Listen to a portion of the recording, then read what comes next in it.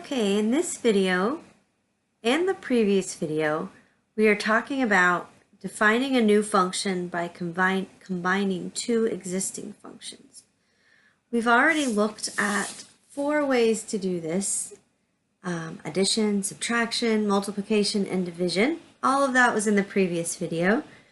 In this video, we're going to talk about the composite function, or the act of composition. Basically, composition is like substituting one function into the other, kind of layering them to create a new function.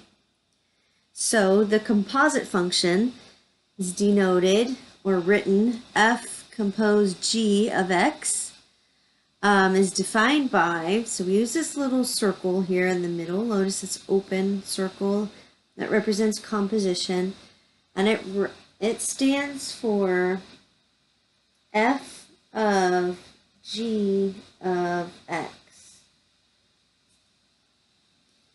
Okay, so we're going to take the function g, the second function that's listed there, and substitute it into the first. And so there are lots of examples where you might want to combine two functions in this way. The example I normally give is an example where maybe we want to paint the classroom and we want to decide how many gallons of paint we need to buy, or how many paint buckets we need to buy. So we might come up with a formula where we calculate the square footage of the walls, right? That would be one function, one calculation. And then maybe we need to take that square footage and divide it by how the coverage of whatever paint we're using. This paint covers so many square feet per gallon, right? We might need to divide by that. So those would be two separate functions that we can combine by layering them together, doing one calculation first and then the second calculation, and creating one function if we combined them using composition. Okay. So it's sort of that idea. And then anytime we talk about a function, we also at least have a little discussion about the domain. So the domain for the composition function is a subset of the domain of g of x. So we need to, it's 2 steps in the process, right? We're taking x values, we're plugging them into the function g to get the results, or g of x would be the y values here, and then those resulting values from the function g are becoming the input for the function f. So the output that we get from g has to be in the domain for the function f. So it's kind of a 2-step thought process because we're applying 2 functions, one right after the other. Let's look at a couple of examples.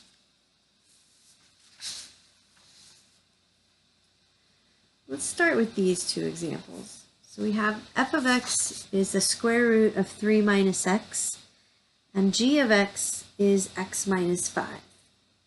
So first of all, we could kind of explore the idea of these 2 functions being applied one right after the other.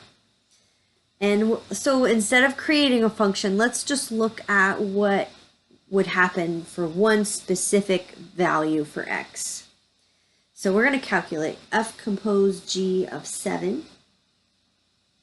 If I translate that into the definition I just had up there, this is f of g of 7.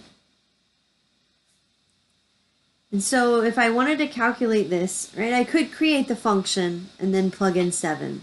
No problem with that. Or I could do this as sort of a 2-step process, working from the inside out. So on the inside here, I have g of 7. So I could calculate what that is, maybe off to the side. G of 7. The function g of x is x minus 5, so I could plug in 7 for my x. So g of 7 is 2.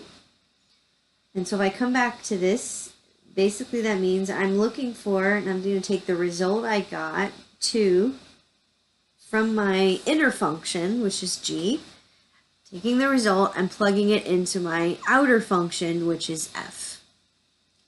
So I evaluated g of 7. Now I'm going to take that result and plug it into the function f. So f of x takes the square root of 3 minus x. I'm plugging in 2. So I get the square root of 1, which is just 1. Right, so f compose g of 7 is 1.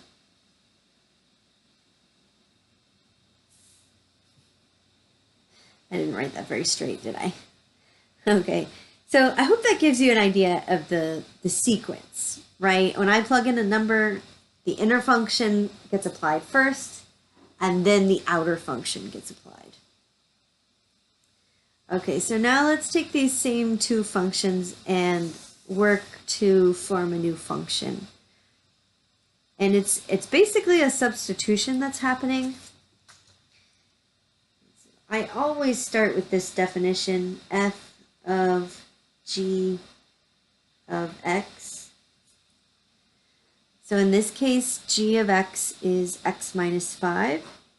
So I'm substituting x minus 5 into the function f. Okay, and you can write this however you want to write it. You can jump straight to the substitution, like the bottom line here.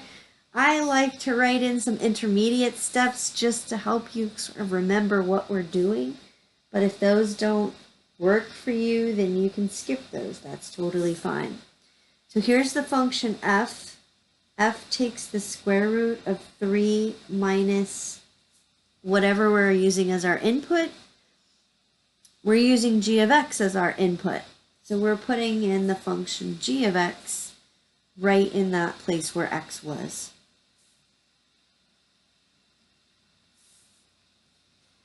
And then we can work that out and make it as simple as we can, right? So in this case, that means distributing this negative.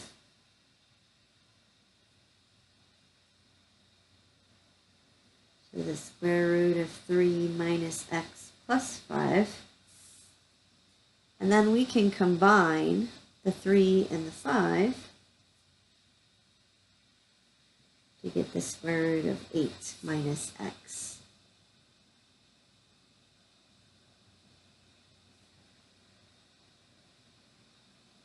Okay, at least I'm consistent. All right, so if you compare these two, right, in the first example, we plugged in a specific number, 7, for x. So if I plug in a specific number, I'm going to get a number as my output. This is my input, this is my output. Okay, if I leave x as a variable, like I did here, then what I'm doing is creating a formula. So I should still have, unless I get a constant, but that's very rare, I should have a formula with an x in it. Okay, unless my x's happen to cancel out for some reason. But I should normally get a formula here, right? So this is a function. Okay, and then we could talk about the domain and range for the composition. So we could go back to that idea of this layering, right? I'm taking an x value, I'm putting it into my inner function, and then I'm taking the results and putting that into my outer function. And so I need to kind of think about what numbers I can do that for. So let's see if I can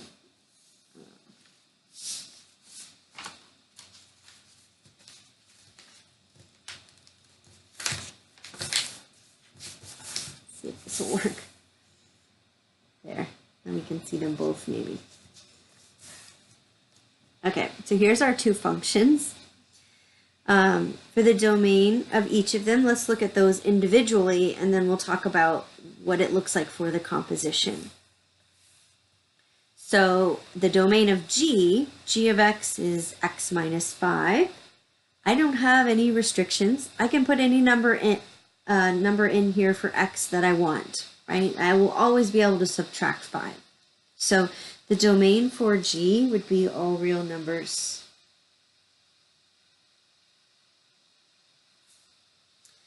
The domain for f of x is a square root, so we do have something to consider. I'm just going to write this off to the side on a scratch piece of paper. So that 3 of x on the inside needs to be positive, right? Greater than or equal to 0. I can't take the square root of something negative or less than 0. We've talked a lot about that. So I could use this to come up with the domain for f. I could solve, subtract my 3, and divide by -1. Since I'm dividing by something that's negative, it's going to flip the sign. So any number that's less than or equal to 3 would be in the domain here. Anything smaller than 3. 3 would be the biggest number, 2 would work, 1 would work, 0 would work, and then any negative number would also work because I'm subtracting a negative, and that's going to become a plus, so I'll still have a positive value. Okay, so if I wrote this in interval notation, I'm going from left, negative infinity, up to 3, so that would be my domain. Okay, now we need, this is that two-step process, right? Trying to get all this on one screen. It's becoming a little tricky. It's this two-step process, right? I need to make sure that the numbers I get out of g of x are within the set of the domain of f, because I need those g of x numbers to work in the function f. So basically what I'm saying, here's g of x, right? X minus 5. I need the x minus 5 numbers. Whatever I get out of that, I need those to be less than or equal to 3. Why is it less than or equal to 3? Because remember my domain here on the far right for g of x is I need numbers that are less than or equal to 3. I'm sorry, f of x.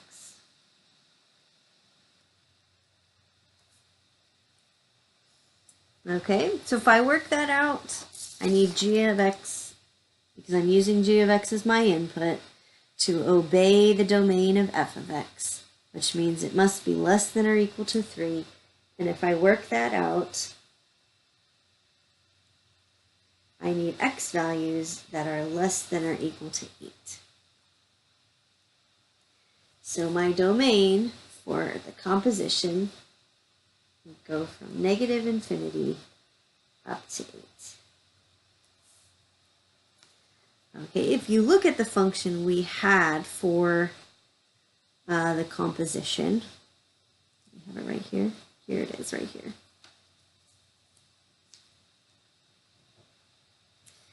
Okay, maybe you could take this and reason this out, right? 8 minus x needs to be greater than or equal to 0.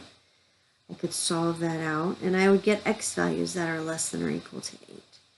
Sometimes the domain that we get from the composition, we need to think about in this two-step process. Sometimes it relates back directly to the function that we created. Sometimes there are things that are hidden within the composition. So it is good to think through this two-step process. Okay, so I like to encourage you to think about that when you think about composition. I don't usually test you on domain, but it is something worth thinking about. Whenever we think about a function and we work with a function, we are kind of restrained by the domain. So it is a big part of the function that we're working with. Okay, let me give you a couple more examples, just so you can practice with what the composition does. right? Now that we've sort of looked at all the details about it, and you can go back and watch those again if you need to, let's just talk about how do I form the composition function. Okay, so here's f compose g. Here's our two functions, 2x minus 6, and g of x is 3x minus 1. If I want to compose them together, this is f of g of x. I'm going to substitute the function g into the function f right where there's an x. So what I'm substituting here is the 3x minus 1. And I'm putting it into the function f. I'm taking the x out, and I'm putting the function g in, 3x minus 1 in this case. Okay, that's the main step right there, is doing that substitution. And then I want to make it look nice. So for this problem, that means distributing my 2.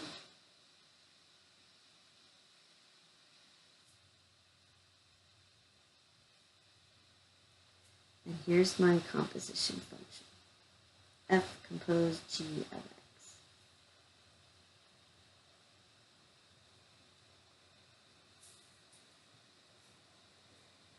Okay, now I've got a couple other parts here. We don't always have to do it in that order.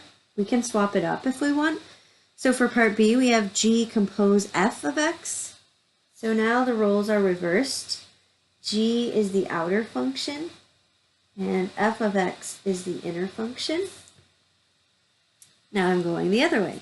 Now I'm taking f of x and substituting it into the function g, right where there's an x. So this time I'm substituting 2x minus 6. Here's the function g. It takes 3 times the input, minus 1. I'm using 2x minus 6 as my input.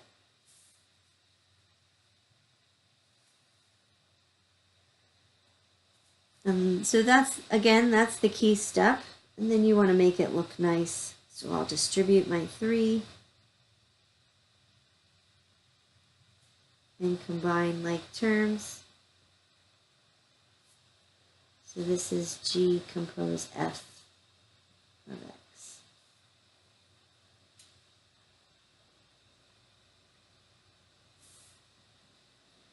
I always like to point out that these two functions are not necessarily the same. These happen to look somewhat similar. That's not always the case. But when I change the order of the composition, I change the function I get as a result. And I don't necessarily have the same result. Okay, now we can compose a function with itself. That is possible. Let me jot down f of x right here so you can see it. So maybe I need to apply the function f twice, back to back, in succession, right? That's kind of what this would do. So I have f compose f, which means I'm going to take the function f and substitute a copy of it into itself. So I'm doing f of 2x minus 6. F itself takes 2 times the input minus 6. And I'm putting 2x minus 6 in as my input. Okay, it feels a little funny to do that sort of as a repeat function, but it's the same process. It works in the exact same way.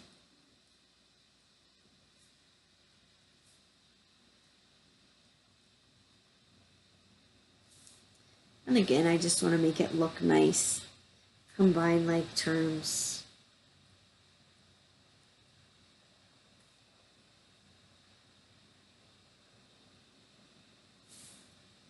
So it looks sort of like that.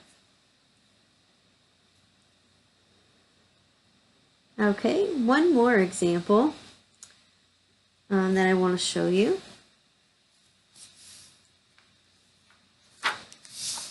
Here's two functions. They look a little bit more complicated here, but don't let that scare you. So we can do the same thing here. We can compose them together, substitute one into the other. These are two special functions. And so we're going to get a kind of a special result. This example is going to lead into the next section in the next video. So I don't want to spoil it. Let's just compose them first, and then we'll talk about why it's special. Okay, so let's start with F compose G. We're going to do this one the same way. So we're going to substitute this fraction, 2x minus 1 over 3, into the function f. Everywhere where there's an f, an x, sorry. So here's the function f, 3 times the input, plus 1, all over 2. We're going to use this function g as the input into f. Okay, and then we want to simplify this as much as we can.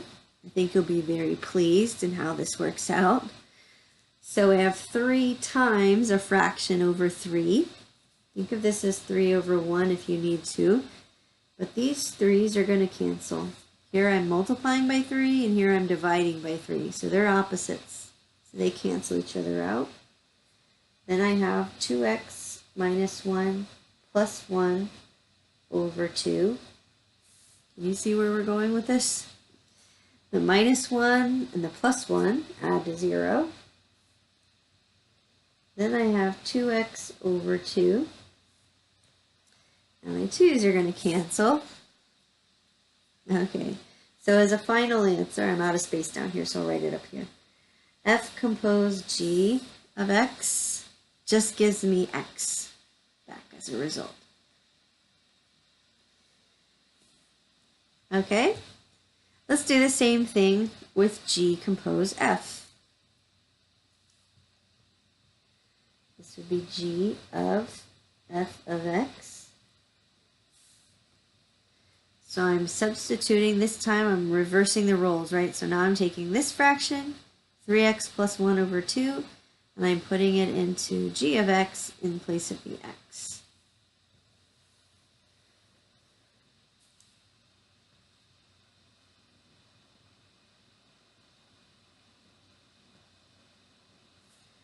So here's the function g, 2 times the input minus 1 over 3. And I'm putting that f of x fraction right in place of x as my input. Okay, we should see something similar happen, right? I'm multiplying here by 2 or 2 over 1. So the 2's are going to cancel. It's going to leave me with 3x plus 1 minus 1 all over 3. The positive 1 and the negative 1 are going to add to 0 and cancel. That's going to leave me with 3x over 3. And the 3's are going to divide each other. So my final answer would be x. Okay? So these two functions have a special relationship. And we'll talk about this in the next video. Maybe it could just take a second to give you a preview. Okay, so let's talk about the function f. Let's pretend I want to substitute a number in here for x. Maybe I want to substitute a 5. I'm just making something up. When I plug in a 5, what do I do to that 5 to calculate this whole fraction? First, I'm going to multiply by 3. Then I'm going to add 1. And then I'm going to divide by 2.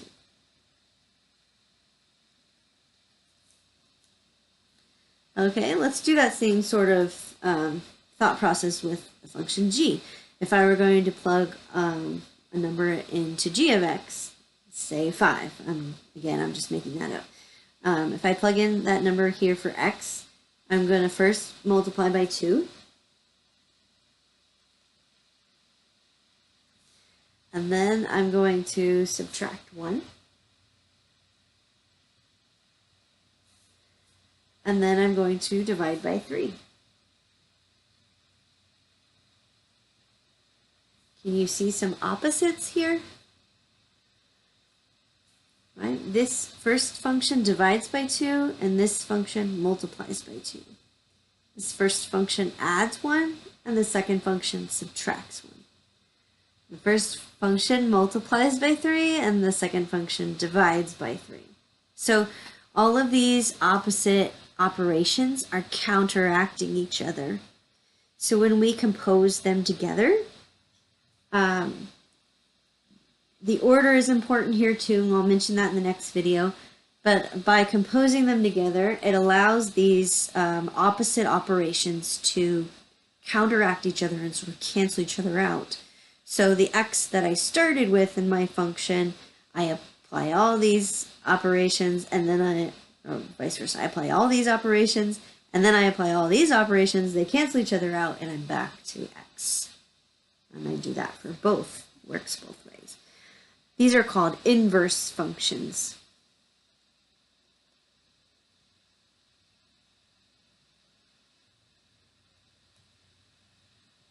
One way to check that two functions are inverses of each other is to compose them together, and if we get x back as a result, we know that those opposite operations have canceled each other out. Okay, well, I hope this gives you a good picture of what composition is. I hope you'll take some time to try it out for yourself, and we'll be practicing it in class, and then in the next video we'll get to put some use to it when we talk about inverse functions. All right, best of luck to you.